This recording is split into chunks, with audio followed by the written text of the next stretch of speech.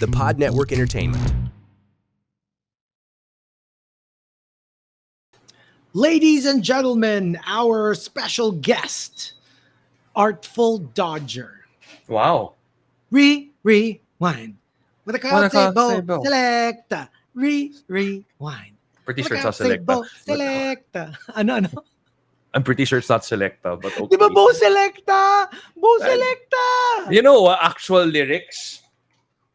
I think, rewind. What does Selecta even Hindi, mean? parang bo, selecta means played again. Parang ganon. Tanda ko, Oh, nung enter bago yung Selecta song. nga. Oh my God. Oo, I parang really ano thought that it siya. was just a play No. on like because ice cream. Huh. Ako naman ano ko parang ano siya, parang like parang slang for DJ play it again. Parang ganon.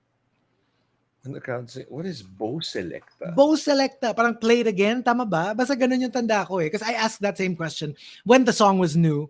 And I was like, what's Bo Selecta? Why are they saying Bo? Yun pala, yun nga. Okay. Kaya siya rewind. Kasi gusto nila yung, they like the song and they want you to play it again. It means good DJ. Oh. Bo the crowd say Bo Selecta. Bo Selecta. And How come ano I've ba never yung- heard of this before? yeah, Bo Selecta. Diba? No, I mean like in clubs here. Like you never heard people saying to like Mars Miranda or Ace Ramos, Bo Selecta, diba? Eh baka US or Britain kasi 'di ba Britain. Brit yan. Britannia. Baka sa UK. But Yeah. that's the thing. Ano ba yung kasi of course rewind is a word, right? Like like it's a legit word na it means to go back. Pero yung Rewind. there's a certain generation that rewind only means one thing. Either magre-rewind ka ng cassette or magre-rewind ka ng VHS tape kasi isosoli true. mo na sa Video City or sa ACA video. That is true. Di ba? That is very, very Tas- true. It was only nobody that says rewind generation anymore, no? right? Tapos it's the only generation that actually experienced having a gadget called a rewinder Right. that usually looks like a car. Yes, yung pula na parang sports car.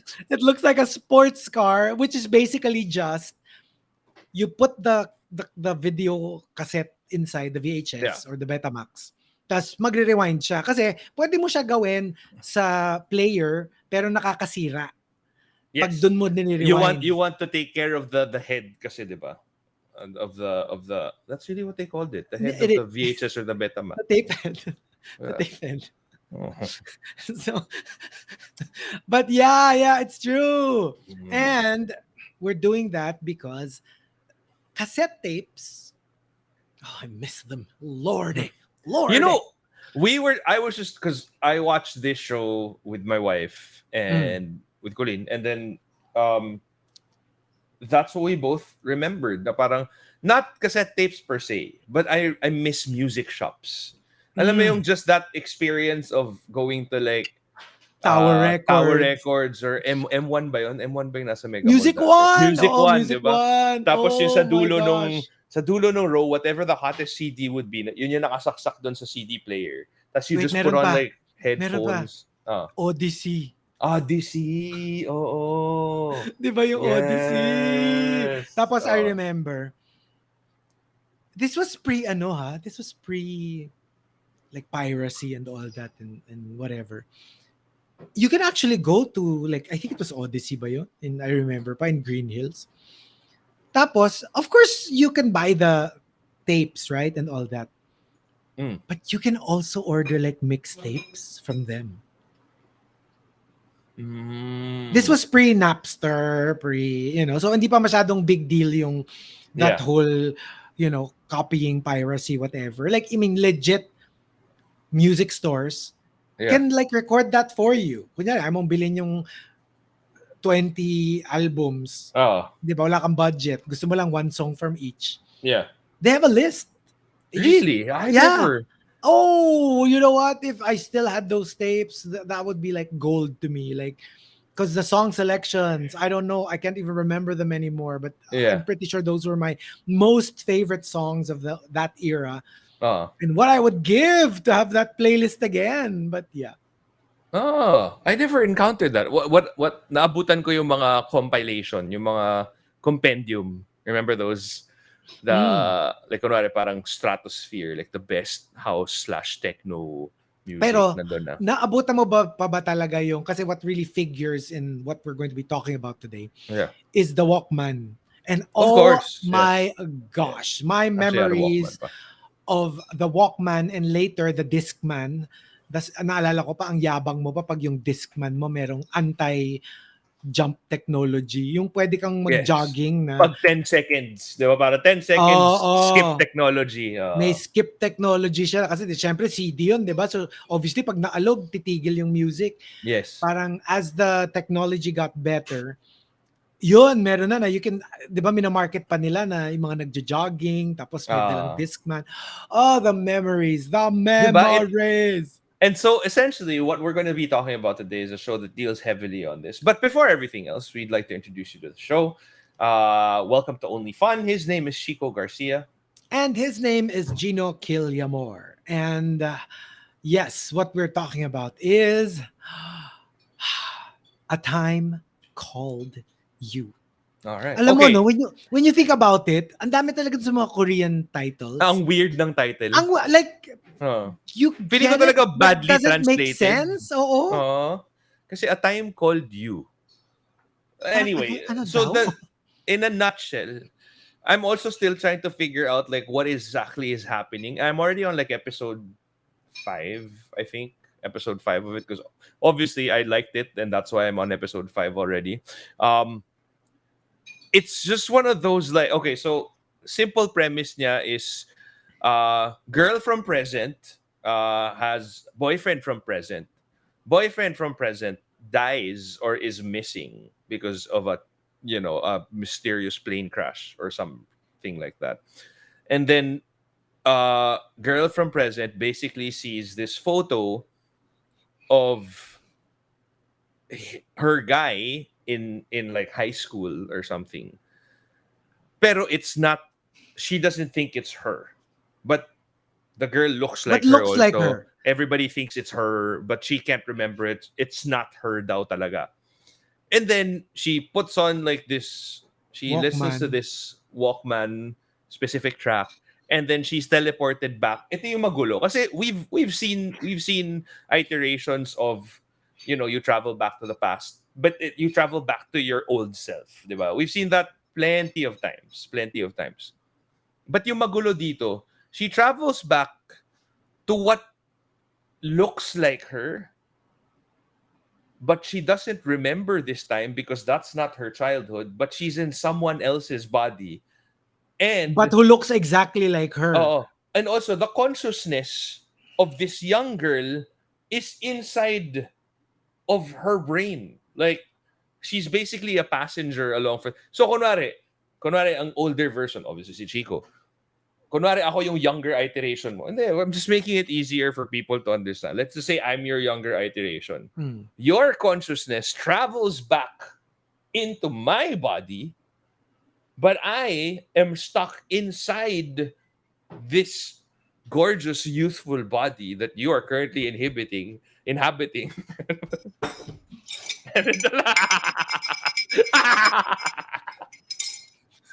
Stop this madness! Stop this Stop madness! It right now! Pero alam mo yun, so yung consciousness ko, nandito pa rin. And I'm just seeing all of the actions that you're doing. So it's so gulo. And like, the guy who supposedly looks like present boyfriend has a different name. So supposedly, it's not him. Ang gulo niya. And alam mo yung episode 5 na ako, hanggang ngayon, finifigure out ko pa rin, anak ng pocha, saan ba ito papunta? Alam mo yung ganun? Okay, go. As the future you, let me just tell you that I finished it. Oh, tapos ka na. Okay. I think this is the first episode that we're tackling a show that I've actually finished. I know. Since our assignment. Kasi FYI, we kind of missed a week kasi nagkaroon kami ng little scheduling brouhaha. Yeah. So, I had an extra week. So, dapat yun ganun din. When we were supposed to record last week, right, parang I was able to watch a couple of episodes, and like you, I super loved it. Okay, FYI, it was an easy watch for me kasi I really like this guy. He's the same guy in Business Proposal. Yeah. And to be honest, when I first watched Business Proposal, I wasn't really super into him. It. Kasi into remember him. Business Proposal, mas gusto ko yung girl character. Like Okay, siya yung parang nalalayman ako dun sa, di ba siya yung parang he played the boss the wealthy son. boss. Oo, na medyo a-hole, ganun. Son of CEO, ganun. Oo. And then, si girl, mas interesting yung character niya kasi siya yung parang like, typical K-drama Up and coming. yung ganun. I don't care. So, alam mo yun, like, sa akin, parang like, okay lang. Tapos remember na, to me, medyo na-eclipse siya ni, si Kim Mingyu ba yun? Basta yung the second lead, yung assistant niya, na ang gwapo na like, tas, and even the girl, for me, prettier, yung second girl more than the lead girl. So medyo na-eclipse siya doon. So sa akin, parang like, okay lang. Di ka naman gano'n ka-invested dito. Here! Like, he's so good!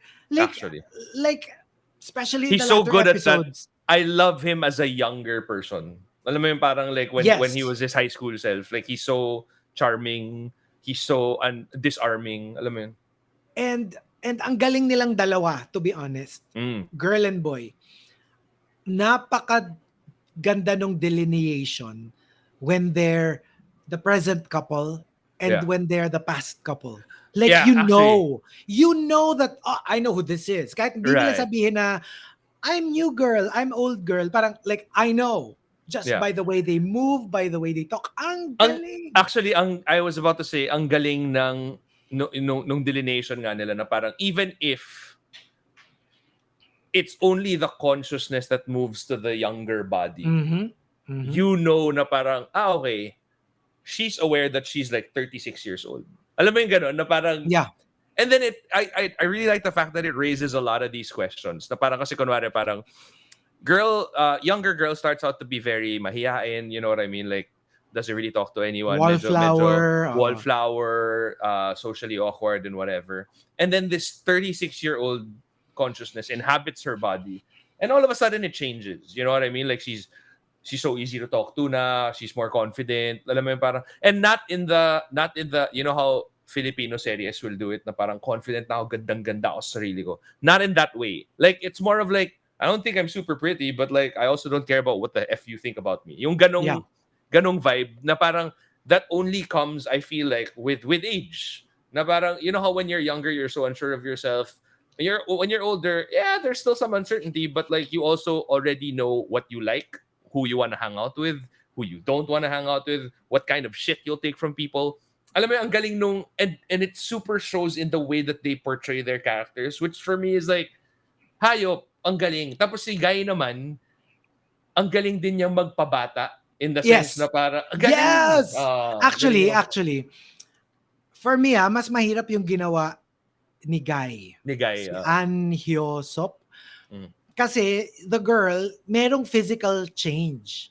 Like the older her, minsan I'm like, is this really the same girl? Physically, ha?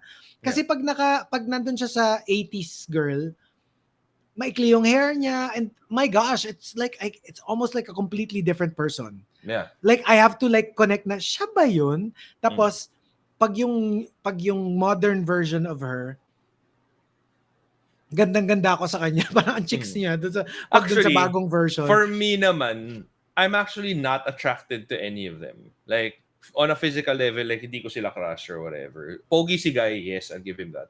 Pero alam mo yung parang, so that's how I know that the story is also really good. Because I'm drawn to it without the physical attraction there. Same. Pero here's the thing. Di ba cutie siya? Kasi of course, yung parang comedy. Actually, it starts out very drama. Very drama. Very drama. And then I was worried nga na parang, ayoko ng drama, parang gusto ko ng light. And then eventually, when they kind of focus more on the youthful part, alam mo yung maririnig mo na yung background music nagiging medyo kengkoy na. So I'm like, yay! You know, it's the Korean flavor that I actually like, you know, the happy.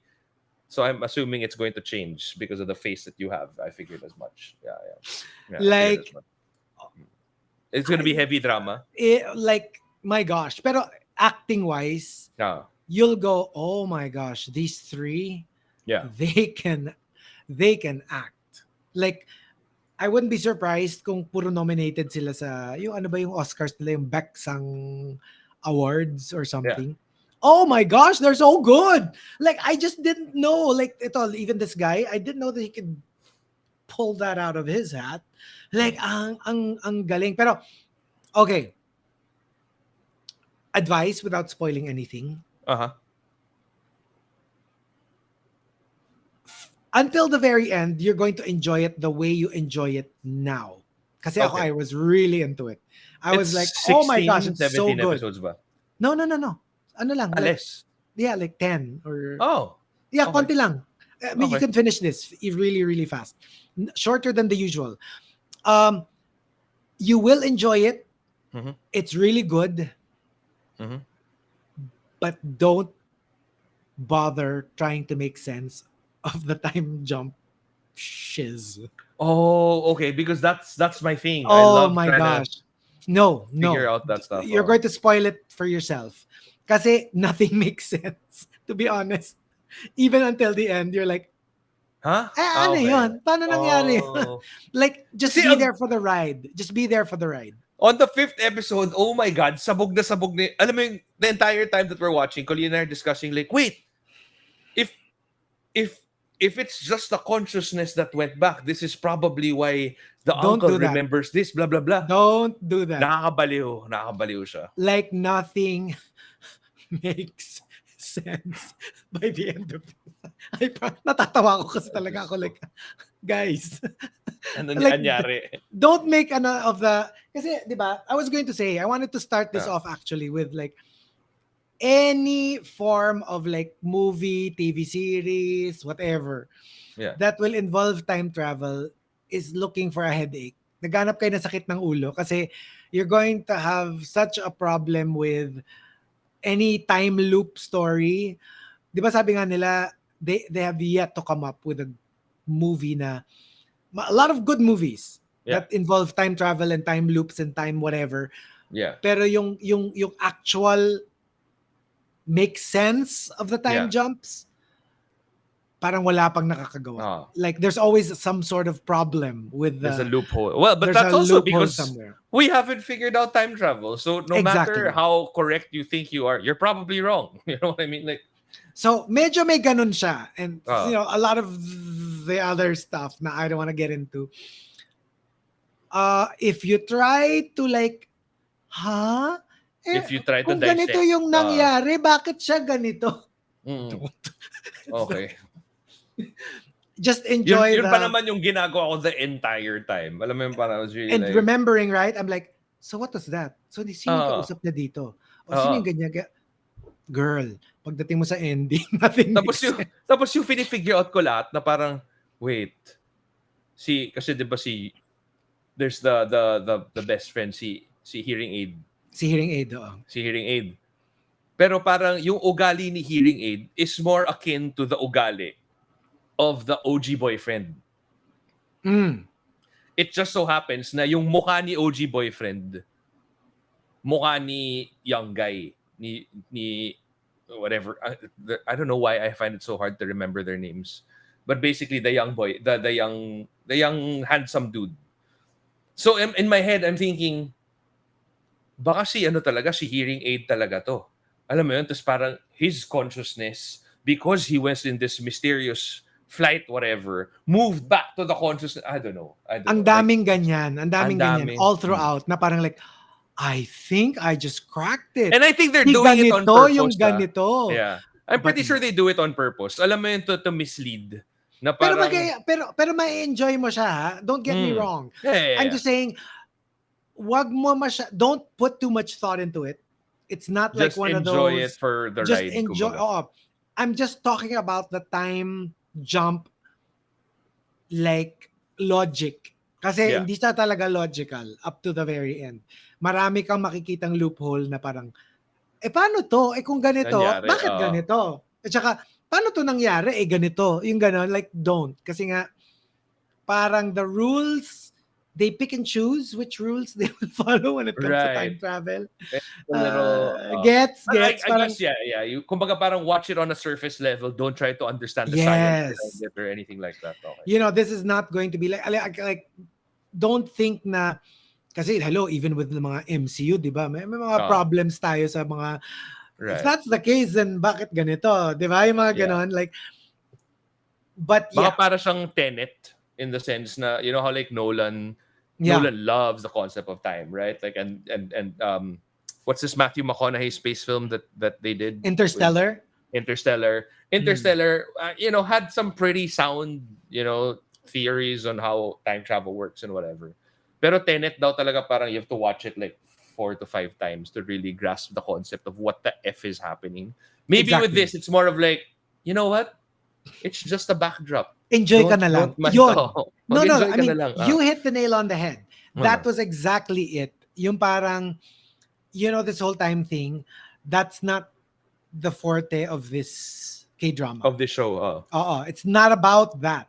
It's about, you know, love their across connection, time. the love. And like, you know, but if you're enjoying it on that level, it would just be just as good all the way to the very end. And it will be very satisfying. Very satisfying.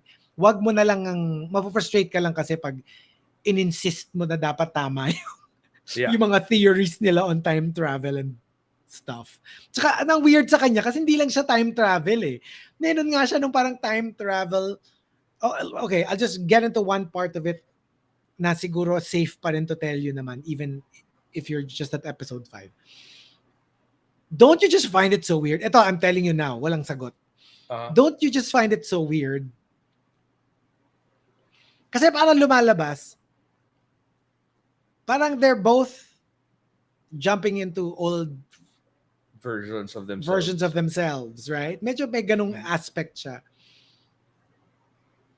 Bakit si girl, meron siya nung the young girl in her head who owns the body, the owner of the body, gets to watch what's happening. But the guy doesn't. Pero si guy wala.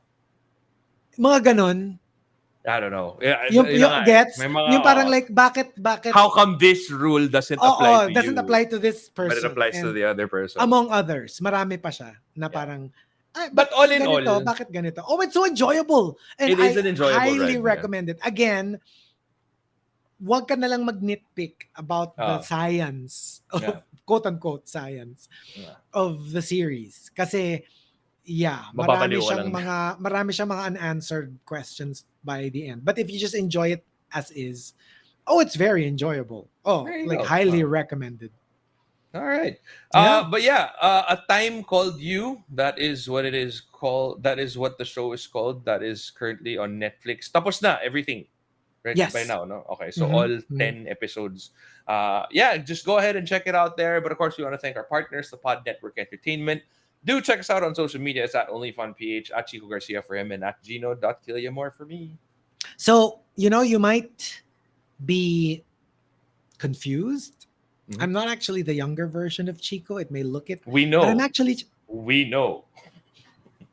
There's no confusion here whatsoever. Alam mo yun, the psyche and the body are aligned. Alam mo, mag-K-drama tayo. Alam mo title? Ano? Basag Trip! Grabe to! Hindi man lang sinakyan yung... Thank you, guys. Enjoy the show. We'll see you guys. Bye. Bye. The opinions of podcast creators, hosts, and guests are not necessarily reflective of the official stance of the Pod Network Entertainment, its hosts, or other network programs. The content created by the people behind the podcast is personal and not meant to harm any religion, ethnicity, group, organization, company, or individual.